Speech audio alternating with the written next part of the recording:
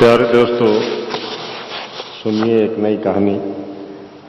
लेकिन कहानी सुनने से पहले मैं ये चाहूँगा कि आप मेरे चैनल को प्लीज़ सब्सक्राइब भी कर दीजिए। इससे मुझे मानसिक शांति भी मिलेगी और मेरे दिल में उमंग भी बढ़ेगी कि मेरे दोस्त मुझे चाहने लगे हैं। हालांकि मुझे यकीन है कि मेरे दोस्त मुझे चाहते हैं, इसलिए मैं नई से नई कहानियाँ लेकर रोज आता हूँ। तो सुनिए नई कहानी। अरुणागिरी के महाराज विक्रमसेन के अजय और विजय नाम के दो पुत्र थे। पहले से ही अजय का स्वभाव एक वेदांती का स्वभाव था, पर विजय का स्वभाव बिल्कुल ही इसके विपरीत था। उसमें राजा बनने की असीम आकांक्षा थी। 16 वर्ष की उम्र में ही अजय सर्व विद्याओं में पारंगत हुआ। पिता ने चाहा कि युवराज घोषित करूं। इस पर विजय ने आपत्ति उठाई और अपने पिता से कहा, हो सकता है अजय उम्र में मुझसे बड़ा हो, परंतु राज्य पालन की योग्यता उसमें नहीं। उसकी प्रवृत्तियां एक वेदांती की प्रवृत्तियां है। जीवन को वह एक दार्शनिक की तरह परखता है। उस समय वहीं उपस्थित अजय ने कहा, जनक राजा वेदांती ही थे, किंतु उन्होंने शासन की बागडोर बड़ी खूबी से संभाली। कुशल और सफल शासक कहलाए। ये अच्छा होगा, वेदांत का एक थोड़ा सा अंश ही सही तुम भी जानो। कोई भी बात थोड़ा थोड़ा जानने की इच्छा मैं भी रखता और ऐसा करना मुझे अच्छा भी नहीं लगता। तुम में वेदांती होकर भी राज्य की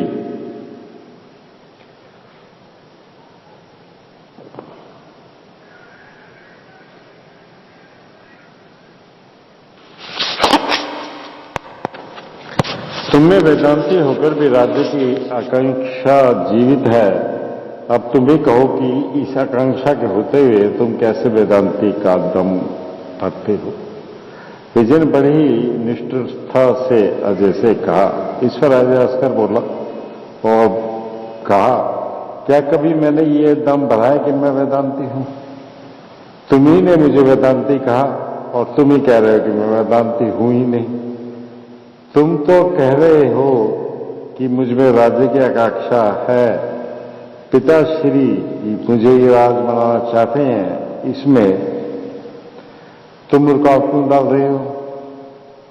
राजा विक्रमसेन ने विजय की भुजा थपथपाते हुए कहा, पुत्र, बातों में तुम अजय को जीत नहीं सकते। मेरी तो यही हार्दिक पूर्वक इच्छा है कि तुम दोनों राम लक्ष्मण की तरह परस्पर एक दूसरे से प्रेम करो।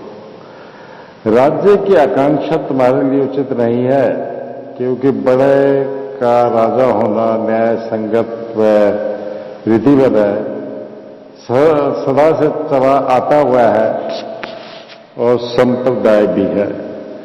मुझे सामर्थ्य पर ही विश्वास है, न कि संप्रदाय पर, विजय ने उत्तर दिया। इस पर अजय ने कहा, तुम्हें संप्रदाय पर अवश्य ही थोड़ा सा विश्वास है, इसलिए युवराज बनने के लिए मुझसे स्पर्धा कर रहे हो। अगर तुम सचमुच सामर्थ्य में ही विश्वास रखते हो तो हमें देश के समस्त युवकों से होड़ लगानी होगी। विजय को मालूम नहीं हुआ कि अजय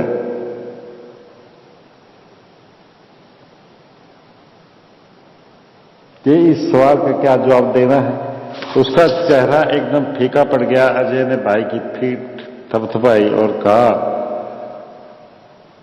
इसलिए तो मैंने तुमसे कहा था कि थोड़ा ही सही वेदांत सीखो, इसमें तर्क का ज्ञान होता है। विजय चिढ़ते हुए बोला, राजा को बाहुबल की नितांत आवश्यकता है, तर्क की नहीं। तर्क के लिए मंत्री तो होंगे ही। युद्ध विद्या में मैं तुम्हें हरा सकता हूं। इस परीक्षा के हो जाने पर बड़े ही निर्णय करें कि किस में राजा बनने की काबिलियत है। अजय ने विजय के प्रस्ताव को स्वीकार किया, परंतु विजय सब विद्याओं में निशांत नहीं था, इसलिए अजय ने ही प्रस्ताव रखा कि स्पर्धा और 2 वर्षों के लिए स्थगित की जाए। इन 2 वर्षों में विजय ने बहुत परिश्रम किया, समस्त युद्ध विद्याओं में पारंगत हुआ, गुरुओं ने उसकी भरपूर प्रशंसा की। बाद एक दिन अजय से स्पर्धाओं में भाग लिया, पर उसके हाथों में बुरी तरह से हार गया। अपना आश्चर्य प्रकट करते हुए विजय ने अजय से कहा, युद्ध विद्याओं में तुम इतने निष्णात हो, पारंगत हो, तब मैं कैसे विश्वास करूं कि तुम में राज्य की आकांक्षा नहीं है। सामर्थ्य, निस्वार्थता, विद्यार्थ पद्धति, ये तीनों सब समान भागों में मिश्र होते हैं, तभी कोई भी आदर्श शासक बन सकता है। इसमें राज्य की आकांक्षा नहीं है, किंतु मैं राजा बनूंगा तो पिता श्री को आनंद होगा, प्रजा भी सुखी होगी, इसलिए मैं राजा बनना चाहता हूं, अजय ने कहा। विक्रमसेन ने अंतिम निर्णय ले लिया कि अजय को ही राजा घोषित करूंगा। विजय ने फिर से आपत्ति उठाई। पिता ने उसकी आपत्ति की परवाह नहीं की। तब वह अपनी माताश्री के पास गया और बोला, माताश्री, मुझ में राजा बनने की तीव्र इच्छा है। अगर मेरी इच्छा पूर्ण नहीं हुई तो हो सकता है मैं किसी दिन राजद्रोह कर बैठूं। भाई, मैं तो राज्य का मोह नहीं है, तो पिताश्री मुझे राजा क्यों नहीं बनाना चाहते? राजद्रोह करोगे तो अवश्य ही मानदंड तुम्हें भुगतना होगा। व्यर्थ ही अपने प्राणों से खिलवाड़ मत करो।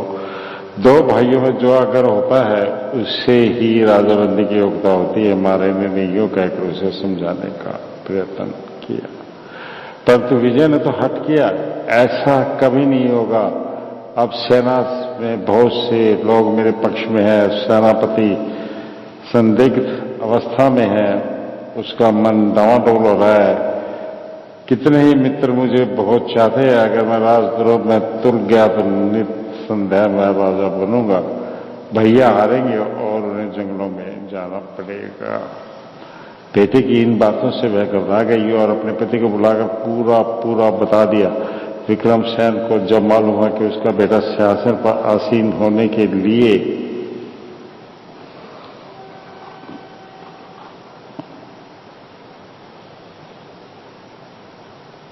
मेरा बेटा सिंहासन पर आसीन होने के लिए साजिश कर रहा है, तो उनके क्रोध का छोर न रहा। उसने दोनों बेटों को बुलाया और विजय को बताया कि वह राजद्रोह करेगा तो उसे कड़ी से कड़ी सजा मिलेगी। अजय ने अपने पिता को ऐसा न करने की प्रार्थना की। उसने अपने पिता से निवेदन किया, पिताश्री, आप चिंता न जताइए। विजय के कार्यकलापों को मैं छिपे छिपे देख रहा हूं और सुन भी रहा हूं। विजय जिससे मिलता रहा उन सबसे मैं भी मिल रहा हूं। चूंकि मैं विजय का विरोध करने से डर रहे हैं, उसके सामने उसका साथ देने का झूठा वादा कर रहे हैं, लेकिन वे लोग तो यही चाहते हैं कि मैं राजा बनूं। आप भाई को क्षमा कीजिए, लेकिन इसमें राज्य हस्तगत करने की असीम आकांक्षा है। सजा दिए बिना इसे छोड़ दूंगा तो किसी दिन कोई विपत्ति अवश्य खड़ी कर देगा, विक्रमसेन ने कहा।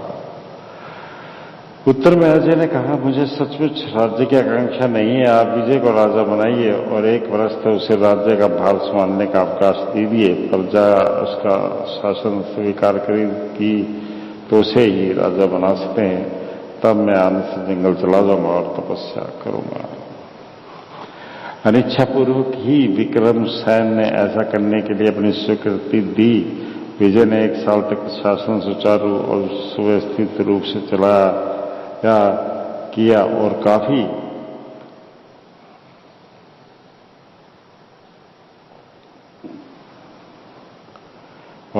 प्रसिद्धि भी प्राप्त की। इस स्थिति में अजय ने एक सभा बुलाई और अपना अभिप्राय बताया। मैंने साबित किया कि अजय अच्छा शासक है। अब मैं उसे ही राज्य सौंपना चाहता हूं और मैं जंगल चले जाने की इच्छा रखता हूं। सभा में आए शंभु ने मुत्कंठा से घोषणा की कि अजय को ही शासक होकर चलना चाहिए। उन्होंने कहा, विजय के पीछे अजय के होने पर ही उसके सामर्थ्य में 4 चांद लग सकते हैं। इसकी परिस्थिति में विजय समर्थक शासक हो ही नहीं सकता। अतः अजय से बढ़कर समर्थ व्यक्ति राजभर में ढूंढने पर भी नहीं मिलेगा। तब अजय ने उनसे कहा, मैं ही इस राज्य का राजा हूं, विजय केवल मेरा प्रतिनिधि बनकर यहां रहेगा। मैं जंगल जाऊंगा और तपस्या करके अंतर्दीय शक्तियां उपलब्ध करके हमारे देश की रक्षा करता रहूंगा। विजय के शासन में कोई त्रुटि हो या उसकी वजह से किसी को कोई असुविधा हुई तो न्याय के लिए मेरे पास आस्था है। उसने ये भी कहा कि मेरा अंतिम निर्णय है। विजय राजा बन गया, पर इससे वह तृप्त नहीं हुआ। सारी प्रजा ये मानती है कि वह केवल अजय का प्रतिनिधि है। उसने सोचा, समय तय अजय महान शक्तिमान है, अगर उसके साथ तपोबल भी जुड़ गया तो अवश्य मेरे लिए खतरनाक साबित होगा। विजय के मन में दिन ब दिन यह शंका दृढ़ होती गई। उसने पहले जेल से कुछ खतरनाक कैदियों को रिहा कर दिया और उन्हें हुक्म दिया कि वे जंगल जाकर अजय को मार डालें। वहां जाने के बाद वे अजय की तपशक्ति व उसके धार्मिक प्रवचनों से अति प्रभावित हुए। उनमें अब परिवर्तन आ गया था और वे अजय के शिष्य बन गए। अपनी इस असफलता से विजय ने अपनी हार नहीं मानी। एक बार अग्रज का तपोभंग करने के लिए उसने अप्सराओं से भी अधिक सुंदर कन्याएं भेजी। अजय ने उनका विवाह अपने शिष्यों से रचाया। अनुज को समाचार भेजा कि मैंने यहाँ और भी अविवाहित शिष्य है, इसलिए और कन्याएं भेजें जिनसे मैं इनका भी विवाह कर सकूं। विजय समझ गया कि अजय का कुछ बिगाड़ नहीं सकता। जनता अजय के मुकाबले में उसे नहीं के बराबर समझती है, इसलिए उसने राज्य में मुनादी पिटवा दी कि वह अजय का प्रतिनिधि नहीं बल्कि इस देश का राजा है। उसकी इस घोषणा का कुछ मंत्री, राज प्रतिनिधि और राज कर्मचारियों ने विरोध किया। विजय ने उन सबको राज्य से बहिष्कृत कर दिया।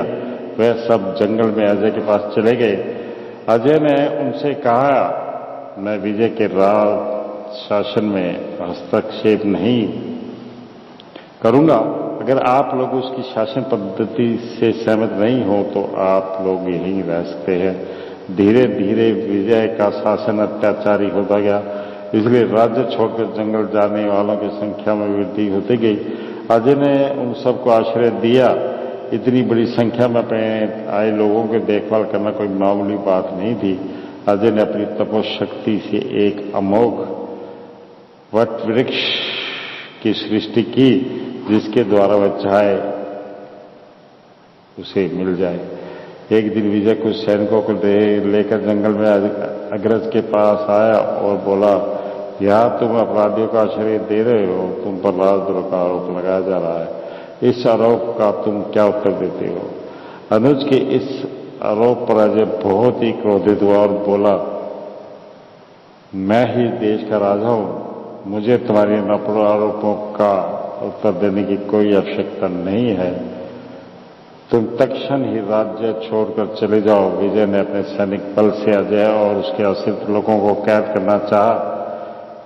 इस पर वह घबराया नहीं। उसने वट वृक्ष की ओर देख कर केवल एक चुटकी बजा दी तो उस वृक्ष की शाखाओं व जटाओं से असंख्य सैनिक निकल आए और उन्होंने विजय के साथ साथ उसके सैनिकों को भी बांध दिया।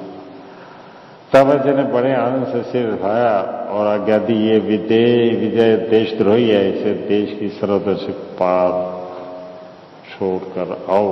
इस घटने के बाद अजय ने जंगल छोड़ दिया, राजधानी पहुंचा। राज्याभिषेक करके समय अरुणागिरी का राजा बन गया। वेताल ने विक्रमार्क को यह कथा सुनाई और कहा, राजन, अजय वेदांती, संयमी और शांत गुणी है, पर उसके व्यवहार में, स्वभाव में जो इतना बड़ा परिवर्तन हुआ है, क्या उसका कारण समय राजा बनने का प्रलोभन नहीं? उसने कितनी ही बार विजय के दुर्व्यवहार को क्षमा कर दिया। जिस अनुज ने उसे हानि पहुंचानी चाहिए उसे बड़ी ही आसानी से बंदी बना दिया। इतना सब कुछ करने के बाद भी अनुज को राज्य से बहिष्कृत करना और राज्य शासन पर स्वयं राजा बनकर आसीन होना प्रलोभन नहीं तो और क्या है। इस स्वार्थपूर्ण कार्य के कारण क्या उसके सारे सद्गुण मिट्टी में नहीं मिल गए? क्या यह अजय की पराजय नहीं? इन संदेश का समाधान जानते हुए भी अगर तुमने मौन ही रह गए तो तुम्हारा सर चकनाचूर हो जाएगा। विक्रमादित्य ने कहा, सामान्य व्यक्तियों की तुलना स्वार्थ, प्रलोभन व क्रोध जैसी तामसिक गुणों से परे ज्ञानियों की करना लोक ज्ञान नहीं कहलाता। उनका खंडन अथवा उनकी प्रशंसा भी लोक ज्ञान नहीं कहलाता। कभी कभी विवेक और ज्ञानी को अपनी भलाई भुलाकर जनता की भलाई के लिए बहुत ही कठोरता से व्यवहार करना पड़ता।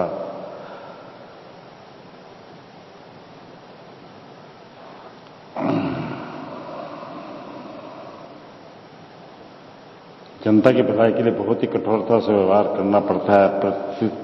परिस्थिति को मद्देनजर रखकर जो ऐसा व्यवहार से विमुख होता है उसे अपने को विवेकी या ज्ञानी कहलाने का अधिकार नहीं। प्राण ने विजय की राज्याकांक्षा केवल वह व्यक्ति थी, किंतु जब वह राजा बना तो उसमें भ्रम हुआ कि उसका भाई उसके रास्ते की रुकावट है, इसलिए वह अपनी प्रजा पर अत्याचार करने लगा। अजय ने बहुत प्रतीक्षा की कि और जान गया कि उसके भाई में परिवर्तन नहीं होगा तो उसने देश से उसका बहिष्कार कर दिया। राजद्रोह राज परिवार, राजबंधुओं और उनके आश्रय तक के ही सीमित है, लेकिन विजय अपनी प्रजा का शत्रु बना और देशद्रोह करने पर तुल गया। राज्य राजा से भी उन्नत और पवित्र है। यही कारण है कि अपने भाई को राजद्रोही नहीं बल्कि देशद्रोही घोषित करके स्वयं राजा बना।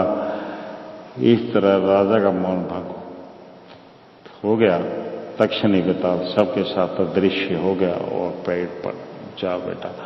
तो दोस्तों, ये कहानी बड़ी गहरी है और बड़ी सोच विचार कर इसका निष्कर्ष निकालने वाली है। आप सुनिए और इसे का अर्थ समझिए और अपने जीवन को उन्नत बनाइए। इस कहानी से हमें बहुत ज़्यादा शिक्षाएं भी मिलती हैं। तो दोस्तों, मैं तो बस यही चाहता हूँ कि आप मेरे चैनल को सब्सक्राइब करें। मैं आपको और भी अच्छी अच्छी कहानियाँ सुनाऊंगा और मेरे कहानियों को लाइक भी करें और बेल आइकन को जरूर दबाएं। तो इसके लिए मैं आपका बहुत आभारी भी रहूंगा। तो शुक्रिया दोस्तों, फिर मिलता हूं मैं आपसे एक और नई कहानी के साथ बहुत ही जल्द।